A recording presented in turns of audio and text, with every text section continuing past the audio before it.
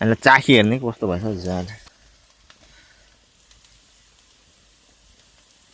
ऊ A1 अब यसलाई टक्क पारो चलाइदिने हो यसरी ल टाक्छ यो चाहिँ लसुन हो भनेर के भनिराख्नु तपाईँलाई थाहा पनि होला फेरि हाम्रो चाहिँ गाउँमा चाहिँ यसरी आगो जलाएर सब्जीहरू पकाउनु पर्छ मतलब ग्यास पनि थियो हुन चाहिँ ग्यासमा हुँदाखेरि चाहिँ ग्यास चाहिँ बिग्रेर हामी चाहिँ आगोमा जलाएर बसिरहेको छ ग्यास के भन्नु महँगो भएर ग्यासको दाम त पत्तै होला अहिले तपाईँहरूलाई त्यो भएर चाहिँ हामी चाहिँ अहिले यसरी म भर्खर बिहान उठेको उठ्नु चाहिँ अनि बिहान उठेर मैले नानाहरू पनि यहाँ नानाहरूकोमा आएको थिएँ नि त म चाहिँ नानाहरू चाहिँ छैन रहेछ नानाहरू चाहिँ उता गएको छ पूजामा गएको छ अनि म चाहिँ यहाँ बसेको छु अनि म चाहिँ अब भात भोक लाग्यो अनि भात पकाउन आँटेको भात चाहिँ पाकिसक्यो अलमोस्ट होइन तर अब यहाँ भाँडाकुँडा चाहिँ कालो भएको छ कि मैले चाहिँ आगो जलाउन आउँदैन नि त मलाई चाहिँ राम्रोले धुवा बनाइदिएको छु होइन अनि त्यसपछि त्यही धुवाको चक्करमा सब कालो भयो धुलो त्यो हुन्छ नि त्यो के अरे खरानी टाइपको हुन्छ भयो कि अनि अब मैले सब्जी पकाउन आँटेको छु सब्जी त यहाँ छ आलु चाहिँ उतै काटिरहेको छु आलु चाहिँ त्यसको माथि छ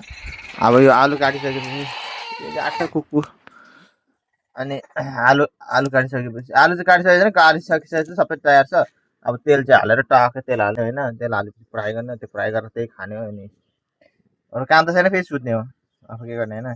खाने सुत्ने हो पानी परिरहेछ बाहिर यसो टक्कै छ बाहिरको तपाईँलाई नजारा देखाउँछु ल हेर ल बाहिर पनि यस्तो पानी परिरहेछ हेर्नु न यस्तो पानी परिरहेछ है अनि अब कहाँ जानु अरू त काम गर्नु भन्नु हुँदैन एकैजना हो दुईजना हो हामी चाहिँ अनि भान्जाले चाहिँ धेरै खाँदैन म मात्रै हो अनि तर मलाई चाहिँ आलु चाहिँ मेरो फेभरेट हो नि त बिलाइ आलु चाहिँ ठुलो आलु चाहिँ होइन आलु चाहिँ टक्कै छ होइन तेल हालेर चाहिँ पकाउनु छ अनि मैले तेल पनि खोइ कस्तो खालको तेल हो यो त समझमा होइन तेल त सेतो हुँदैन नि त आलु चाहिँ छ सो हेलो गाइस नमस्ते सबैजनालाई अनि फेसबुकमा हजुरलाई सबैलाई स्वागत छ जो पनि नयाँ हुनुहुन्छ फेसबुकमा चाहिँ त्यसले चाहिँ फलो गरिदिनु होला अनि पेजलाई सेयर गरिदिनु होला साथी आगो पनि जल्दैन हौ यतातिर त कस्तो छ हौ आलु चाहिँ यत्रो काटेको आलु अब यत्रो आलु चाहिँ किन काट्यो भनेर सोच्थ्यो होला यत्रो आलु चाहिँ म एक्लै खान लाग्यो मलाई चाहिँ आलु मेरो सबैभन्दा फेभरेट हो क्या फेरि अनि आलु चाहिँ मेरो सबैभन्दा फेभरेट हो अनि आलु चाहिँ सबैभन्दा मेरो चाहिँ फेभरेट हो अनि त्यही कारण चाहिँ मलाई चाहिँ मनपर्छ कि आलु चाहिँ आलु मेरो फेभरेट हो अनि यो मलाई लाग्छ बिलाइ आलु भनेर भरे बिलाइ आलु चाहिँ लाग्छ सानो आलु हुन्छ नि त तपाईँहरूलाई बिलाइ आलु थाहा होला त्यो आलु चाहिँ मलाई